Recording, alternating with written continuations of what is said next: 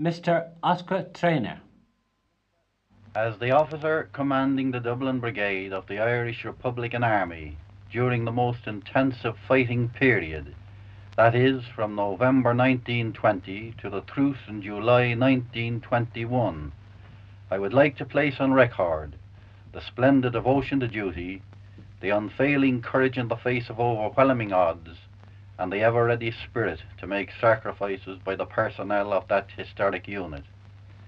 The brigade was made up in the main of Dublin artisans, with a sprinkling of students from the National University, as well as a few from Trinity College, and almost all the professions were represented. Every county in Ireland was represented by one or more member, and many of these men found death on the streets of the capital, fighting for the nation's freedom. The brigade was made up of 5 battalions, the 1st, 2nd, 3rd, 4th, and 5th. The 5th was an engineering battalion and contained 4 companies corresponding to each of the other 4 battalions. This battalion was made up of tradesmen of every kind, their craft and experience being at the disposal of the battalions to which they were originally attached. Of the other battalions, the 1st and 2nd were situated on the north side of the Liffey, and the 3rd and 4th on the south.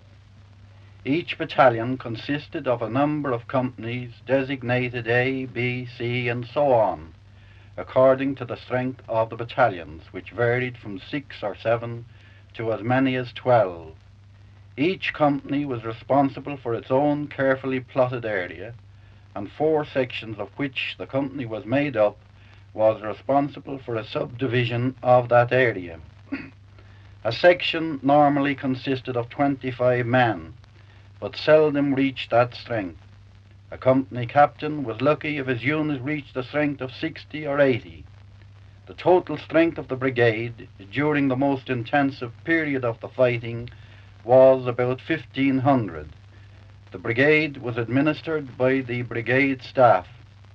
A brigade council meeting was held weekly and consisted of the following personnel: the brigade commandant, the brigade vice commandant, the brigade adjutant, the brigade quartermaster, and the brigade intelligence officer, together with the commandants of the 1st, 2nd, 3rd, 4th, and 5th battalions. Each officer gave a detailed report of his unit's activities, and on occasions he discussed and sometimes sought aid for some contemplated activity. As a result of the close unity of these officers, there was little or no overlapping of important operations, whilst there was always a knowledge of when such a large-scale operation was likely to take place. On these occasions, officers were usually warned to take protective precautions in respect to themselves and the members of their companies. The battalions held council meetings on precisely the same lines as the brigade. Staff and company officers, with their intelligence officer and other special officers, made up the council. Company councils were also held, the council being made up of the OC, his 2 lieutenants, and his 4 section commanders, with the company intelligence officer. All of these company units were, as far as possible, self-contained. They had their own signalling and first aid personnel, company armourer, and company intelligence officer.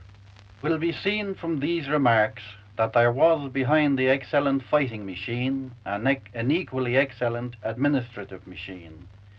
It was this combination, no doubt, which enabled the Dublin Brigade to wage war as successfully as it did in the midst of an enemy garrison, which was estimated from time to time as being in the neighbourhood of 30 or 40,000 men, made up of military, police, auxiliaries, black and tans, intelligence personnel, and spies.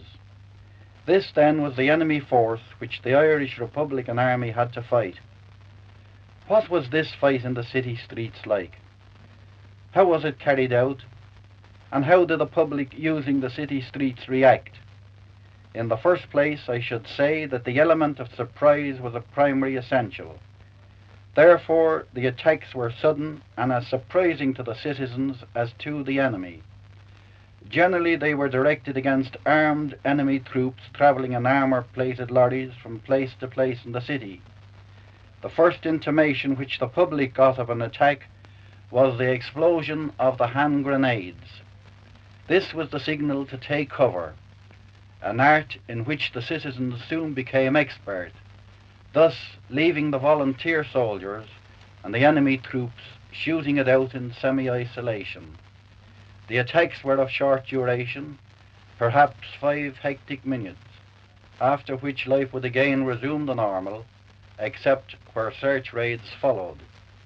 As many as a half-dozen such attacks might take place in a day in widely separated areas.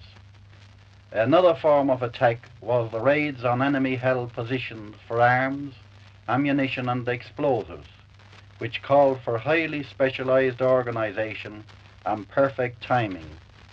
Surprise again was the keynote for success in these sallies. Rescue of volunteers from enemy prisons was another activity which was successfully operated by ruses of one kind or another, to which the enemy jailers never seemed to get wise. All of these activities demanded a superabundance of courage and resource. It often happened that men setting out on these forays did not return. Some were killed, others were captured in the course of the action. Nothing, however, damped the ardor of their patriotism.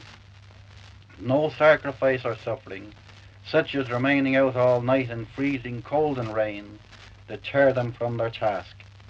It was this extraordinary devotion to duty by the members of the Dublin Brigade, together with their unshakable determination, which eventually wore down the patience of the enemy statesmen, who had counted on quelling again the turbulent Irish by the infliction of war with all its associated horrors.